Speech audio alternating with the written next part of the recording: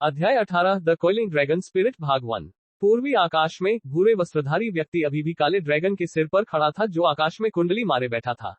उसके चेहरे पर एक आत्मविश्वास भरी मुस्कान थी, जब वह हरे कपड़े पहने आदमी को अपने मिट्टी के विशालकाय के खिलाफ लड़ाई करते हुए देख रहा था।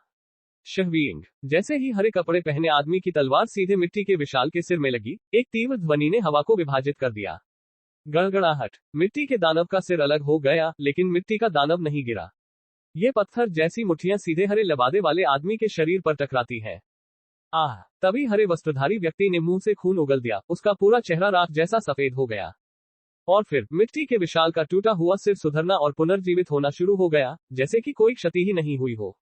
डिलन, बेहतर होगा कि आप इसे सौंप दें। जिस विश्व रक्षक को मैंने बुलाया है वह कोई ऐसी चीज नहीं है जिस पर आप काबू पा सके। ब्लैक ड्रैगन पर सवार भूरे वस्त्रधारी व्यक्ति ने शांति से कहा। हरे लबादे वाले आदमी ने भूरे लबादे वाले आदमी को उदासीनता से देखा।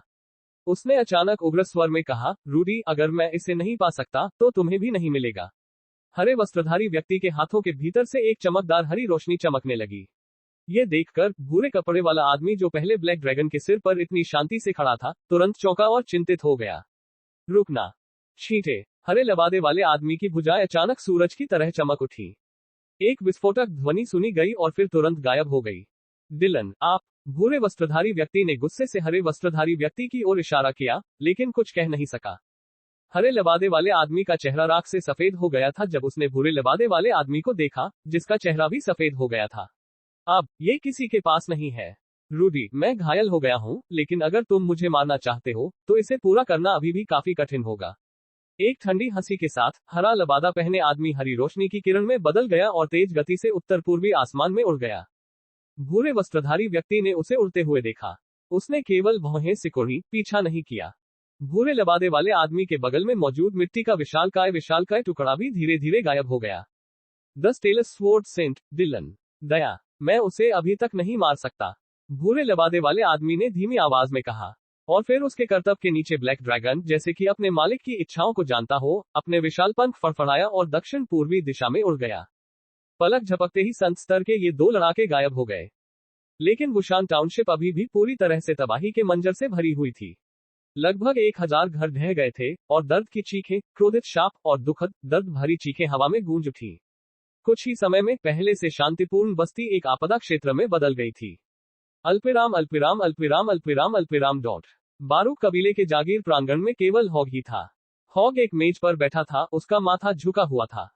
वुशान टाउनशिप के नियंत्रक के रूप में उन्हें पूरी तरह से सावधानी से सोचना था कि अपने लोगों की देखभाल कैसे करनी है। पदचाप। अंकल हीरी लिविंग रूम के भीतर से निकले।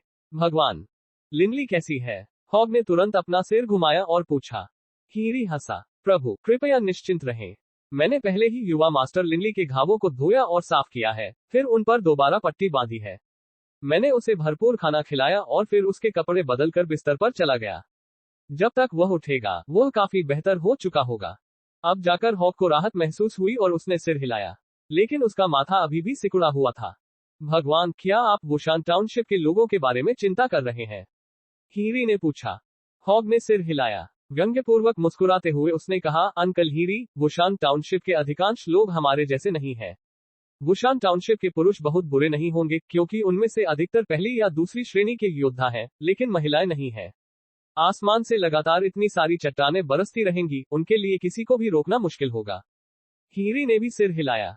वुशान टाउनशिप में बैटल क्यूई का उपयोग करने में सक्षम लोगों की संख्या उंगलियों पर गिनी जा सकती है। अभी अभी हजारों चट्टानें स्वर्ग से उतरी थी। यदि लोग शुरू से ही तहखानों में छिपने में कामयाब नहीं होते या रोकने के लिए मोटी ढालों का उपयोग नहीं करते, तो जैसे ही पत्थर टूटकर नीचे आते। हिलमैन की रिपोर्ट की प्रतीक्षा के अलावा अब हम कुछ नहीं कर सकते। हॉक को अत्यधिक बेचैनी महसूस हुई। काफी देर के बाद जागीर में प्रवेश करते हुए तेज तेज कदमों की आवाज सुनी जा सकती थी। हॉक की आंखें चमक उठी। मुड़कर उसने देखा कि हिलमैन तेजी से जागीर की ओर बढ़ रहा है। हिलमैन, वुशान टाउनशिप में क्या स्थिति है? हॉग ने जल्दी से पूछा। हिलमैन ने दर्द भरी आह भरी।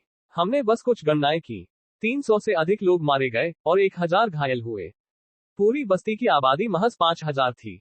इसका मतलब ये हुआ कि हताहतों का अनुपात लगभग 20% था। और यह उन लोगों के लिए था जो पत्थर के घरों में रहते थे। ये वास्तव में एक डायस्टर था। इतने सारे लोग हताहत। हॉग मदद नहीं कर सका, लेकिन चिंतित होने लगा। भोजन किसी भी राष्ट्र का जीवन रक्त होता है और एक छोटा शहर भी वैसा ही होता है।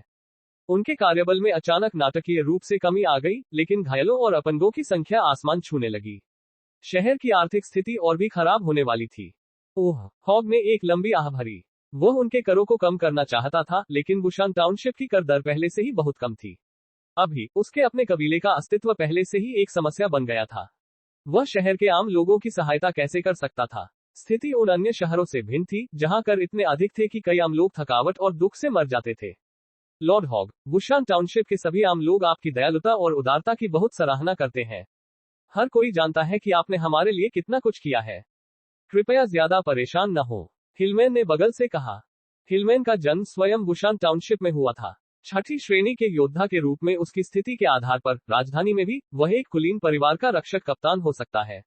लेकिन क्योंकि हिलमैन ने बारूक कबीले की दयालुता और उदारता के कारण उनके प्रति कृतज्ञता महसूस की, हिलमैन के अपने सेना करियर से सेवानिवृत्त होने के बाद वह सीधे इस क्षयग्रस्त पुराने कुलीन बारूक कबीले के गार्ड के कप्तान बन गए। हिलमैन टाउनशिप के बारे में कुछ और खोजबीन करने के लिए गार्ड दस्ते का नेतृत्व करें। अंकल हीरी, जाओ और थोड़ा आराम करो, हॉग ने सीधे निर्देश दिया। हाँ प्रभु, हिलमैन ने कहा। गृहस्वामी हीरी ने भी आदरपूर्वक प्रणाम किया और चला गया। हिलमैन के भी पवेलियन चले जाने के बाद एक बार फिर हॉग ही एकमात्र व्यक्ति बचा था। लिनली के शयन कक्ष के भीतर। लिनली के सिर में चोट लगने के कारण हीरी ने सभी को निर्देश दिया था कि लिनली को परेशान न करें और उसे थोड़ा आराम करने दें। जबकि बुशान टाउनशिप गतिविधि से भरपूर थी, लिनली का शयन कक्ष शांतिपूर्ण और शांत था।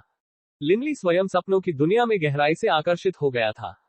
डिंग, जैसे ही लिनली के छाती क्षेत्र से प्रकाश की किरणें बाहर निकलने लगी, एक हल्की झनकार जैसी ध्वनि सुनी जा सकती थी। और फिर प्रकाश के एक पिंजरे ने पिचकाली कोइलिंग ड्रैगन रिंग को घेर लिया, जो धीरे धीरे लिनली के पजामे के नीचे से उड़ गई और उससे लगभग 10 सेंटीमीटर दूर मंडराने लगी। अंगूठी और अधिक तीव्रता से कांपने लगी और कोइलिंग ड्रैगन रिंग की चमक भी बढ़ने लगी। सौभाग्य से अभी लिनली के शयन कक्ष में कोई नहीं था। कमरे में प्रवेश करने वाला कोई भी व्यक्ति दंग रह जाता। हालांकि लिनली अभी भी आनंद से सो रहा था और उसने बिल्कुल भी ध्यान नहीं दिया कि कोइलिंग ड्रैगन रिंग अब तैर रही थी। टिंग, कोइलिंग ड्रैगन रिंग के आसपास की चमक अचानक तेजी से सिकुड़ने लगी और फिर रिंग के भीतर से धुंधली रोशनी की एक किरण बाहर निकली। लिनली के बिस्तर के बगल से उतरते हुए यह एक व्यक्ति की छवि में बदल गया। छवि चांद जैसे सफेद वस्त्र और लंबी सफेद दाढ़ी वाले एक मिलनसार दिखने वाले बूढ़े सज्जन की थी। इस समय कोइलिंग ड्रैगन रिंग सीधे शक्तिहीन होकर लिनली की छाती पर गिर गई। लिनली की पलकें झपकी और फिर धीरे धीरे खुल गईं। अपने बिस्तर के सिरहाने एक बूढ़े आदमी को देखकर, जिससे वह पहले कभी नहीं मिला था, वह चौंके बिना नहीं रह सका। आप कौन है? हेलो बच्चे, मेरा नाम डोरिन काउवर्ट डी लिन के वोटे है। मैं पॉन्ट पुआंग साम्राज्य का एक संत स्तरीय ग्रैंड मैगस हूँ। मिलनसार दिखने वाले बूढ़े व्यक्ति ने मुस्कुराते हुए कहा। लिनली की आंखें अचानक घूम गईं। आप एक संत स्तरीय जादूगर प्रशिक्षक हैं? सफेद बालों वाले बूढ़े व्यक्ति ने आत्मविश्वास से सिर हिलाया। बिल्कुल नहीं ग्रैम्प्स, आपने अभी कहा कि आप पॉन्ट साम्राज्य से हैं। पॉन्ट साम्राज्य जो 5000 साल पहले खत्म हो गया था। लिनली दुनिया के इतिहास से काफी परिचित थे और वह अच्छी तरह से जानते थे कि पॉन्ट साम्राज्य का अस्तित्व उनके अपने कबीले के अस्तित्व में आने से पहले ही समाप्त हो गया था। आधुनिक युग में पॉन्ट साम्राज्य विश्व के 4 महान साम्राज्यों में से एक नहीं था। यदि आपको ऐसे कहानी पसंद है तो ऐसे ही कहानियां सुनने के लिए आप इस चैनल को सब्सक्राइब कर सकते हैं।